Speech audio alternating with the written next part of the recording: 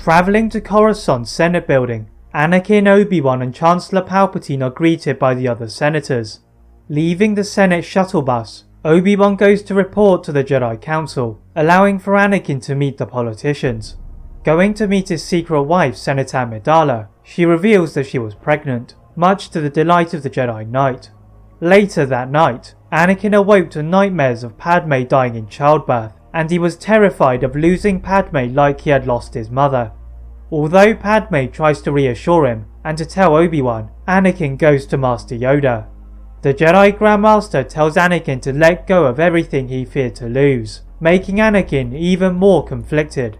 As a result, Palpatine was able to easily prey upon the unease, and seduces Anakin to the dark side of the Force by promising the knowledge to save Padme. But what if the voice of Qui-Gon Jinn had appeared to Anakin when he was having these nightmares?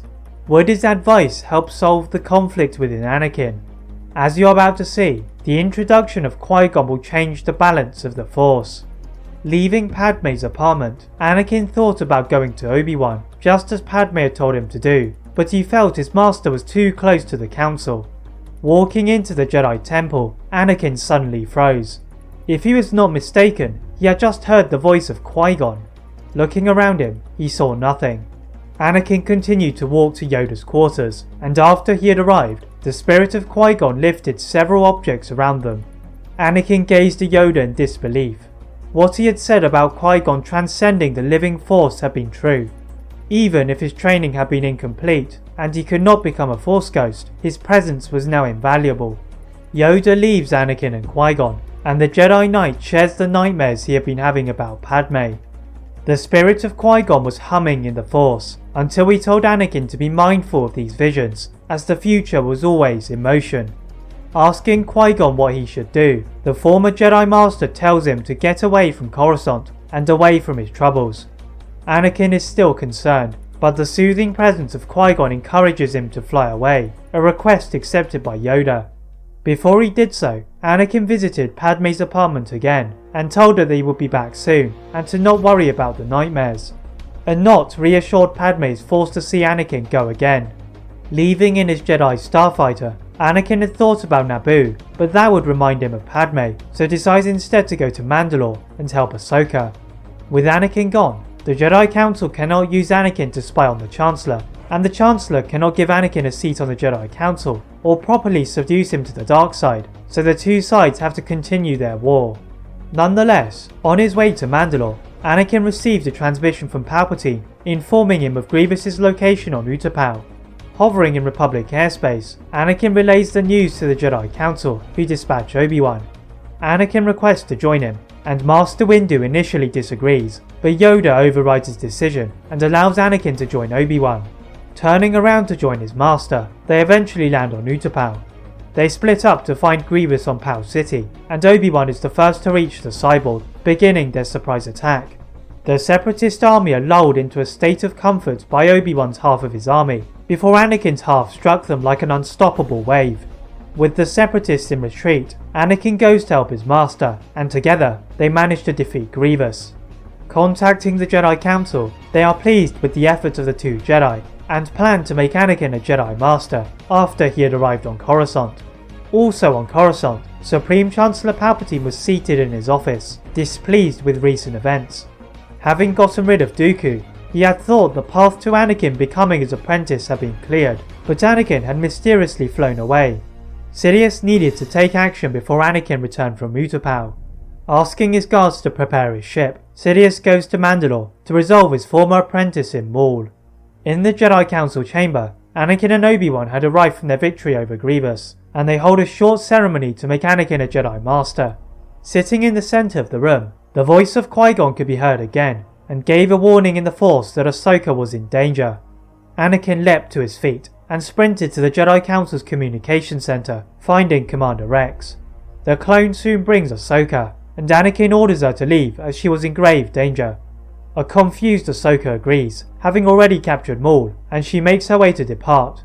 As she enters her cruiser, she feels an overwhelming darkness, and gazing overhead, the silhouette of Sidious's shuttle floated in the air.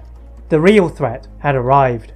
Ahsoka did not need to tell Rex and the clones what to do, and they all sprinted into their cruiser. Behind them, Bo-Katan and the members of the Death Watch did the same, but in the opposite direction.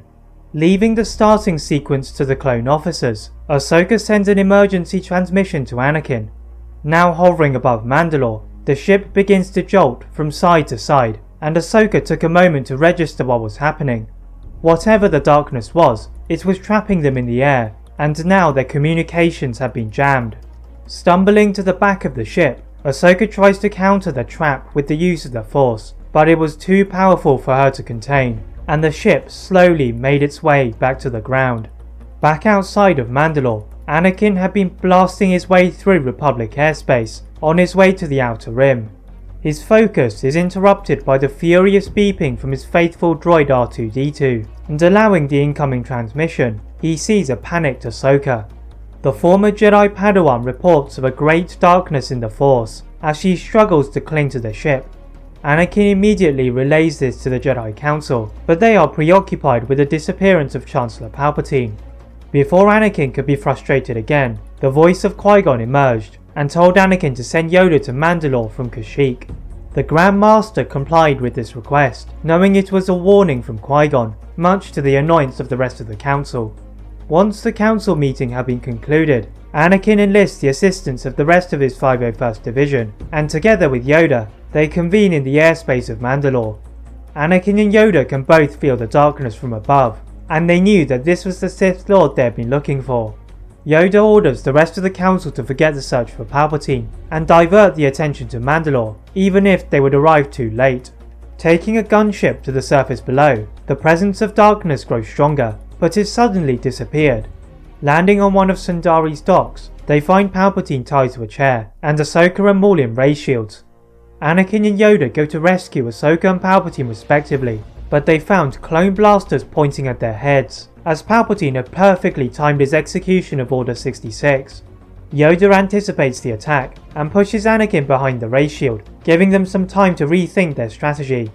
They decide to split up, as Yoda pursued Palpatine, who had freed himself from his loose shackles, and Anakin and Ahsoka went toward the Jedi Order. Going back to one of their gunships, they had no choice other than to decapitate their brothers and go to their cruiser. On the ship, the Master and Padawan take care of the remaining clones aboard, and send a signal to the Jedi Order to beware of the threat, not knowing that most of them had fallen at the hands of the clones. Going back to the surface, Anakin and Ahsoka can see the clones beginning to surround the Jedi Grandmaster, and he was having to retreat. The pair join the fight, and distract the clones from attacking Yoda, but they continue to arrive in waves from above. Ahsoka decides they needed more help, and to the surprise and shock of Anakin, she frees Maul. Anakin's initial reservations about Ahsoka's plan are put to rest, as Maul, even without his lightsaber, destroyed a large quantity of the clones. This allowed Anakin to separate from Ahsoka to help Yoda. Palpatine saw Anakin arriving to join the fight, and he tries to manipulate Anakin by preying on his conflict. The voice of Qui-Gon rattles in Anakin's mind and tells him to use his instincts and not think about the words of Palpatine. Anakin's instincts told him to fight, and working with Yoda, they try to end the reign of Palpatine. The Sith Lord is furious that his manipulation had failed, and asks all of the clones to divert their firepower. This meant that Maul was exposed to his former master, and after several dodges, the Zabrak was cut to shreds. The battle seemed to swing in the favour of the Sith, just as another ship landed close by. From it emerged Obi-Wan Kenobi, who had received his own message from Qui-Gon. Sidious frowned and renewed his attack on the Jedi. The presence of the Soresu Master changed the battle, as the clones began to deplete, and Sidious fell from a powerful strike from Anakin. The Jedi Knight felt the nightmares he had been having about Padme fading away, and he knew that he was right to listen to Qui-Gon. For Master Yoda, he had been proven wrong by Qui-Gon, and the Jedi had nearly lost. It was time for the Jedi Order to change. That is it for What If Qui-Gon's Ghost Appeared to Anakin. If you enjoyed this, please like this video, turn on your notification bells, and subscribe for more What Ifs. And as always, leave a comment on what if you'd all like to see next, and how I can improve my videos. Thank you all very much for watching, and see you next time.